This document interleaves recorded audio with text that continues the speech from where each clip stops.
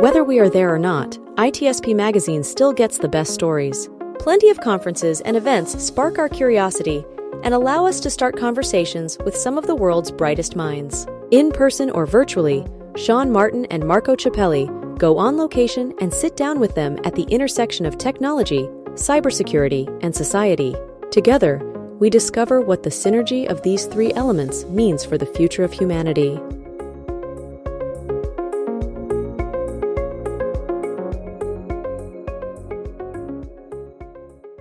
Coro, the leading cybersecurity platform purpose-built for small and medium-sized enterprises, protects against malware, ransomware, phishing, data leakage, network threats, insider threats, and email threats across devices, users, networks, and cloud applications. Learn more at coro.net. Marco. Sean. Have you had your yogurt today? My yogurt? Oh my God, you're going there? Wow. Culture. You need a bit of culture. I was thinking books. You just eat, you eat it. Education, history, anthropology. and then you go to yogurt. You're You're always thinking about food. Okay. I do think about food all the time. Well, that's not what we're talking about today. Sorry. Well, maybe that's part of the conversation. Maybe. What is culture and its definition, and I think how do you get it, right? And can you sustain it? You have to continue eating whatever it is or digesting whatever it is you get it from. So I'm going to quit being stupid. Yeah, and I'm going to let's introduce get our serious. guest. This is the last conversation, I think, of the entire Infosecurity Europe coverage. So I will allow you to be a little bit. Allow me to be silly. Yeah, I'm drunk on all the goodness that we had this week. Robin Smith, it's a pleasure to have you on, my friend. Thank you. And thanks for bearing with us as we have a bit of silliness here. You were part of a panel here. We're at Infosecurity Europe, for those that didn't pick that up, because I don't think we said it. Lots going on here. You're on a panel talking about culture. And I think, we're going to get into that, but maybe a quick word about your role at Aston Martin, so we kind of get a sense of what you're doing there and how that plays into the conversation you had today.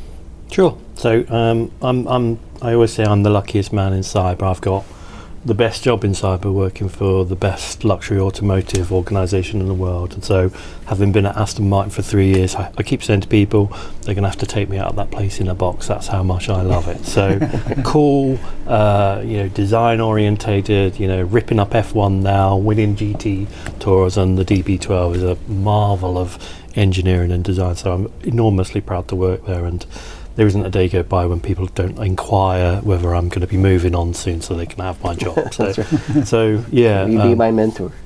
So I've worked for Aston for 3 years, hopefully for another 27 years at least. And having worked in nuclear and policing before, I find myself at an organisation that I can completely align my kind of values and aspirations with. And I think the future for Aston is extremely positive, and I'm proud to be part of the team. Perfect. And so 3 years. Let's start here. Three years. We can get into the panel and some of the points that came up here, but I want your initial perspective. The culture in cyber in Aston Martin. What was it like? And did you join it? Did you come in and tweak it? Did you come in wholesale change it? What was that experience like? I can be flippant and say I invented it, because before I arrived there was no cyber culture. There was a commitment to high quality IT that included security, and there was pockets of good practice across the organisation, and thankfully they hadn't had any serious security events. They'd had one or two, but they'd arrived at a point where they wanted to build a security culture. And I previously worked in nuclear industry, and you can't get a bigger contrast than working in UK nuclear industry and going to global manufacturing. One is orientated around process. Another is orientated around, we need to sell units in this next quarter to keep the business going. Slight exaggeration, but there was a real contrast.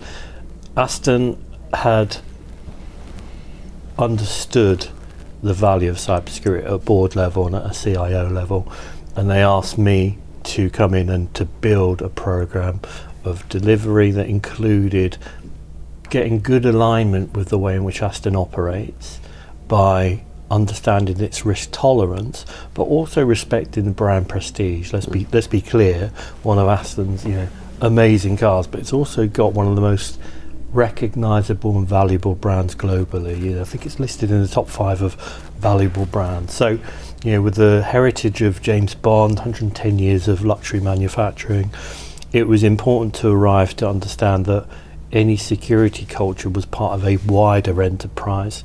It had to link to the values of trust, design, delivery, and it had to understand that security is not abstract. It's not, it's not kind of this philosophical approach to business. It should be a multiplier of business by making sure that risk is managed and opportunities are multiplied. And that's really the perspective we've taken. And quickly, Marco, I can hear the words, we'd like you to come in and build a security program. Did the words also include culture, specifically? Or is that a byproduct? And I'm being pointed here because I'm wondering how important is culture? I mean, I can see it at the brand level. Did that directly translate and come to you with, we want a program that has culture, that aligns, or just program that aligns? It's a great question. It did, because we've got a very progressive board and a very progressive CIO who don't understand things as individual domains which you kind of have zeros and ones. There is a good understanding of the whole of the organization consists of culture that subdivides into different groups and different subcultures. So I think there was a respect that we needed to look at security as a process, as part of the overall culture, and then to amplify the value in key areas. Maybe parts of the business don't need to kind of worry about NIST frameworks, but maybe the board need a really clear, quantified position on cyber risk. Maybe parts of the organisation just need to know a little to make sure they're secure, safe, and are able to deliver the fantastic cars that we build. And maybe other subcultures in the business, IT, research, the fantastic kind of production stuff, they needed to inculcate security in a much tougher, more direct way to make sure that we continue to protect. So I think it was a mature take from the CIO and the board, and it was a take that included, perspective of cyber is not technology, it's a full spectrum approach to improvement. I love that you went there, because I wanted to underline the fact that if you look at culture from an anthropological perspective, it's hard to say that you decide what is going to be the culture, right? It's just something that happened because it's the convergent multiple things that happen in our society. And I see the business as a small society. So when you say, I went in a company where the brand culture and the quality driven, the design, and being proud to be part of the company, I'm not going to say made the job easy for you, but I feel like maybe you had already a good base to say, all right, let's try to add this to something that is already a strong identity in the team. Yeah, that's a very good insight, which is there was no year zero, however much I might pretend that I invented cybersecurity in 2021. It's probably not quite true. Or the internet. Or the internet, or the Wii, or whatever it would be. I'm not that old. I think that's a really good insight, and I think the thing about culture is that we've talked about it consisting of various different groups, so we always segment the culture really well. Mm-hmm. We also understand that there's a constant conversation around culture, and there's a dialectic that's important within the business, and it isn't me talking to the business, it's the business engaging in a whole conversation. And I've studied cybernetics. One of the best things about our approach to culture is the idea that feedback is the most important thing here. Feedback from the culture is the most important thing, because it will verify whether we've taken the right decisions, and it will confirm that I've taken the wrong decision. I can give you multiple instances of when that's happened. So I think culture lives. Culture is a kind of diverse ecosystem within Aston. We've got dealerships, we've got engineers, we've got production staff, we've got designers. So you don't take you very rarely take a totalising view. What you tend to do is look at the organisation and then start to dissect it, but continue to have a core message, which is security is safety, which was at the heart of everything we were doing. Yep. So I'm curious. I'm the ops guy of the two, and if you can tell. exactly. And one thing that always intrigues me is how a team takes action in the moment, right? And it's the ethics and the I can't remember the other word now. The values that an organization possesses, and the culture that surrounds that will drive them as they're making decisions day in and day out. Can you give an example of where you can say decisions are being made in line with or in support of the culture that we want, and how do you identify when things might be kind of swinging outside of where you want things to go? Yeah, I think that's really interesting, because the risk tolerance formally would be zero cyber risks. So you would want to be nailing everything down. But if you do that, you're then kind of preventing good business taking place. So one of the adaptations we've done is to have a cyber design process that mirrors how we design cars. Not completely, but the idea is that cyber solutions are considered. They are in line with things like secure by design. They consider the user's perspective. So when we were rolling out training wasn't just hitting people within the culture and hitting people in a kind of blank way. We actually designed and personalised training to make sure we understood that the different audiences required different content. They required different skills and different literacy levels. And that is something that Aston does very well. It understands that design is at the heart of everything we do. And I'm not so sure that cyber practitioners are so well versed in principles of design, form, function, and we can see some brutalist architecture behind us. But the thing with Aston is that it puts a premium on considering the options, road testing the options, stress testing the options, and then actually picking high quality solutions that are going to change. And we did that with training, and we've had some very good feedback with regard to this fits in with both skills need and the personal kind of choices that people want to take around developing literacy and the ability to protect themselves online. So that premium design was a really good guiding point for us. Interesting. And have you seen things that didn't work while you were trying things? And I'll be curious to know what things didn't work and you were like, all right, I learned something from this. Yeah, and this is going to sound very masochistic, but actually I'm really happy for things to fail. That's absolutely fine. Yeah, Life is, my big hero, That's Sugar gross. Ray Leonard, got knocked out in his last fight, or lost his last fight. That's Sugar Ray Leonard. So Sugar Ray Leonard fails, I fail, that's good enough for me. So I think I'm being a little bit flippant, but one of the things we tried to do, we do try and push the envelope, because I think we should be cyber futurists to a degree. Maybe we can talk about that in a bit. But one of the things we profiled, we sought to get the board engaged, and one of the things we sought to do was to profile all of the open source intelligence about our board. And some of our board members are international figures. They're on Netflix documentaries. I won't mention the chairperson, but everyone who knows who that is. But we compiled all the open source intelligence about the board members, and it included, family information, previous jobs, all this sort of stuff, a real forensic review. And we landed it with the individuals themselves. So these were individual reports. It cost a pretty penny, and we thought it would spark a really interesting conversation with the board about why does your online presence matter to the organisation, and why do you need to kind of take steps to protect yourself, your family, but also your position as CEO, CFO of Aston Martin. It went down like a Led Zeppelin. It went down very, very badly, where we didn't, either we didn't get any feedback, which was bad because this was not a free exercise that we undertook. So I'm a big believer, if I spend £1, I want £2 of value. So when I'm giving that board member that report and they're like, well, number one, I'm not very, you can see on their face, I'm not very chuffed with this, or very happy with this. And number two, your feedback is going to be a stony silence.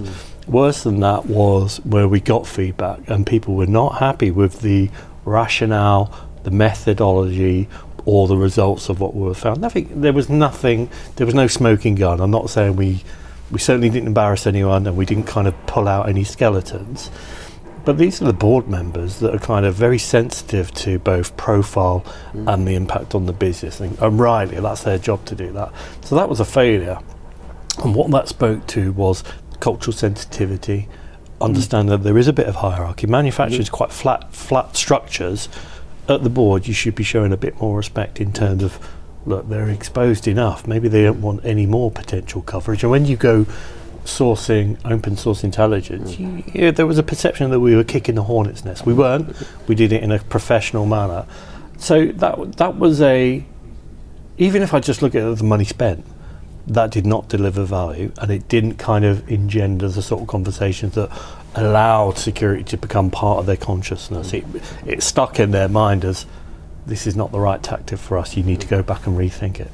I'm happy to talk about that. Don't get me wrong, I didn't enjoy it, and I don't think it was a brilliant success, but we took the lessons from it, and I think it's that mindset of, okay, if it all goes swimmingly, I was a SWAT at school, so I was a straight A student, and you can stroll through life and a lot.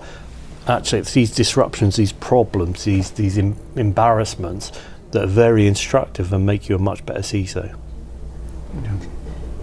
So the value came in the lesson. Is there a story you can tell where you applied the learning?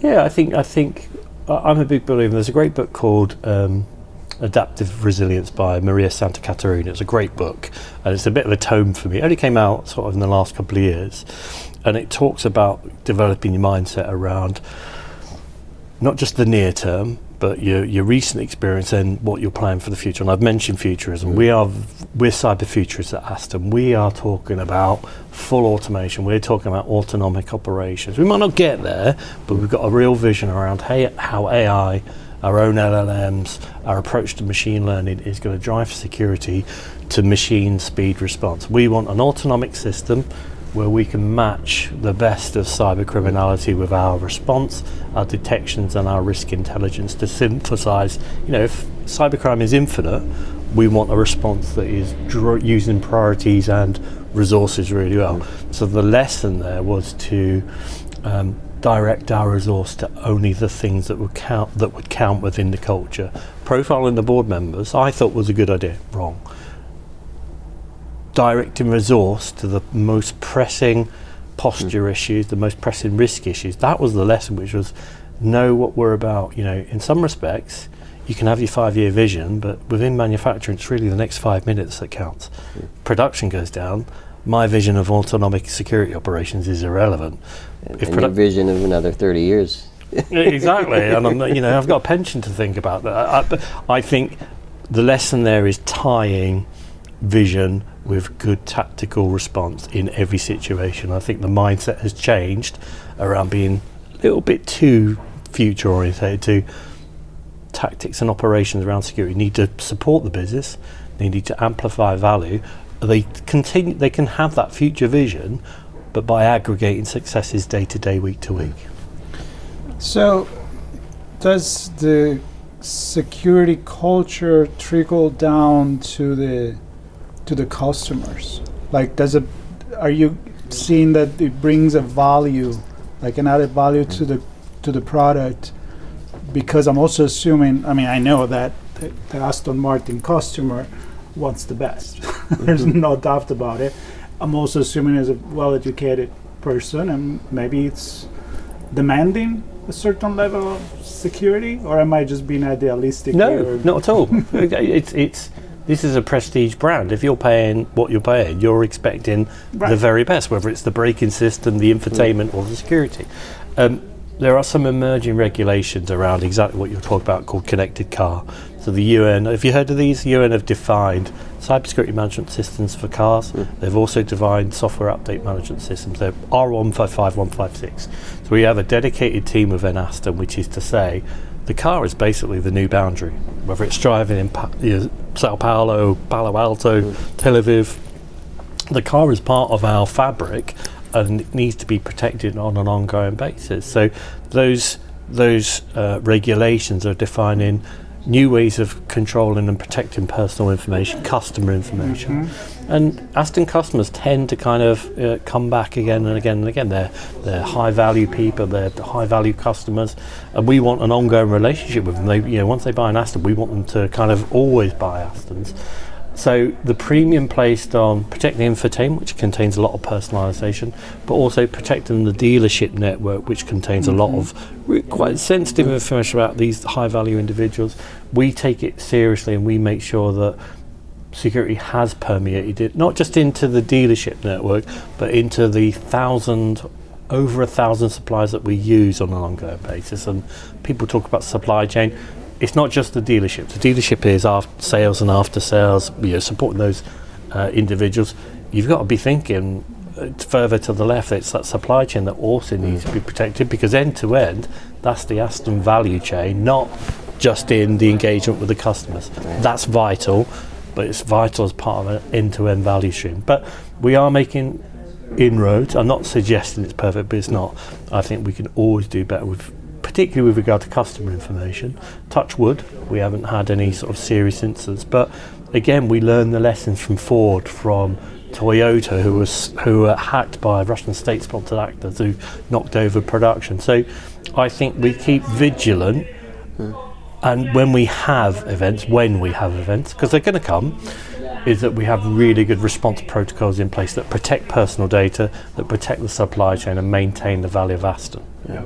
I think this is an extended culture, right? That trickle to the customer, maybe comes from the customer and gets into the company. So hard to control, but good to be there. And it's another conversation. Life is about kind of dialectics, really, which is the customer tells us what they want, we respond, we define, and I think it's only good to be taking that feedback and building it into where you operate.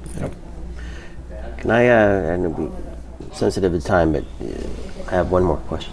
Go for it. That's my job. The last of this InfoSec. Talked about getting feedback on the stuff you do internally, the culture, your feedback from the customer. Do you work with your peers?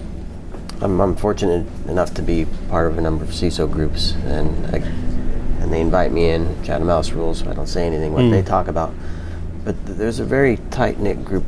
They come together and share stories, look for opportunities to do better in their programs and help their teams not burn out and things like that. Do you find value in the community, and how much of an impact, if you do connect with the community, how much of an impact does it have on the culture that you bring to your organization? Yeah, there is a tight-knit CISO community, I would say, in automotive. I expected it to be a bit more cutthroat, that we would be looking to kind of stitch each other up, but it's not like that. I was coming from public sector service, which is very collegiate. I'd expected the private sector to be pretty cutthroat and competitive. Now, don't get me wrong, the automotive CISO group is competitive. We do want to kind of do well. We don't lack ego. But I would say that there's some really great people out there, like Tammy Archer, who works for Ciappelli, is a fantastic person. Google have actually brought together automotive CISO leaders to have regular discussions, and they've been really open, they've been really inspiring, and they've been really challenging as well. There's nothing worse than a community, and we live in this modern age which is very pat on the back and we mustn't talk. The automotive CISOs will talk about everything. Oh, Robin, we saw you did that wrong. Let's talk about that in detail. And I think it can be brutal and stressful, but those sort of conversations really are kind of where you learn a lot from high quality people. I'm inspired, even at my age. I'm inspired on a daily basis by my pal Leo Cunningham, who works for Alkin. I'm inspired by Tammy. I'm inspired by people working at JLR. So I think it is a really useful community. I'm not one for too much navel gazing. I think CISOs need to let me say this carefully, I think CISOs need to be more stoic because it is a stressful job. But I'm happy to support my peers and sort of say, look, if you need to talk about it, come and talk to me. But I also think we need a little bit more stoicism in the community, because CISOs can't be influential, well respected and really important to an organisation without having to endure a degree of stress. So I always try and bring to the CISO community a little bit of levity. Let's not take this so seriously. CISOs put their trousers on one leg at a time like everyone else, and we should realise that our role is part of the business, not as some sort of super person that's out on the edge. No, you should be integrated in the culture. You should be a cultural player, and you can learn a lot from the culture. So let's get away from this CISO as the most difficult job out there, because my job is fantastic. Yes, it's stressful, but it's absolutely brilliant. Best job I've ever had. So Fantastic. Well, you said you want it for another 30 years. at least, very minimum. I'm not sure my wife would agree, but I'm not sure my greying hair will agree either. But I love it, and I know not everyone's in this position, but for me, it's an honour to do my job, and I love Aston Martin. Well, 20 years you get the watch. At 30 years you get the car. I'll be with you. Well, I think you can tell by the way you talk that you're passionate about it. You're really into it, and I think passion is something I've seen this entire event. I think every conversation we had, from analyst to researcher to many other people, panelists, even people in the police department, everybody's passionate about what they do, because let's be honest, being in cybersecurity is something to be proud of, and I think you need some sort of a vocation to do that. So and each is carrying their own culture with them. You mentioned the police from Wales, I think. Wales. Yeah.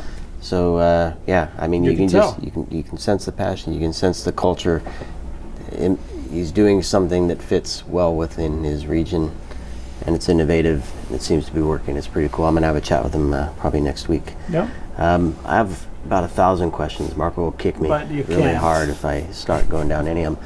I'm going to, on the record, invite you, and you can say yes or no later. I'm not going to put you on the spot for that, but I'd really love to chat with you about future Absolutely. cyber. I have some thoughts on that myself, and I think it'd be a really fun conversation. But for now, this is it. We'll wrap it. This is the final chat, and you were the closing keynote in our coverage. It's an honor. Well, it's an honor for us. It certainly is. And I want to thank you, and I want to thank everybody that's been listening or watching the video we've been doing here, and we hope that everybody will join us next year. I am actually looking forward to be here in London again with this beautiful view of the Millennium Mills. Or whatever that was. It might next year might look like Prague. We might get confused. That's true. That's true. All right. Well, thanks everybody. Thanks again, Robin.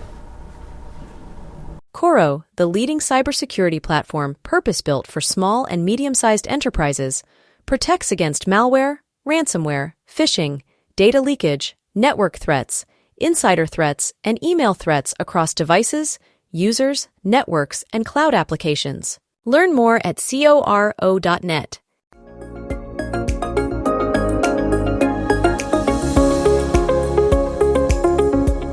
We hope you enjoyed this episode of Sean and Marco's on-location event coverage conversations. Please take a moment to give the show a good rating and leave a comment. Remember to share this podcast with your friends, family, and colleagues. Come back for more conversations and follow Sean Martin and Marco Ciappelli as they continue their journey toward redefining cybersecurity and society.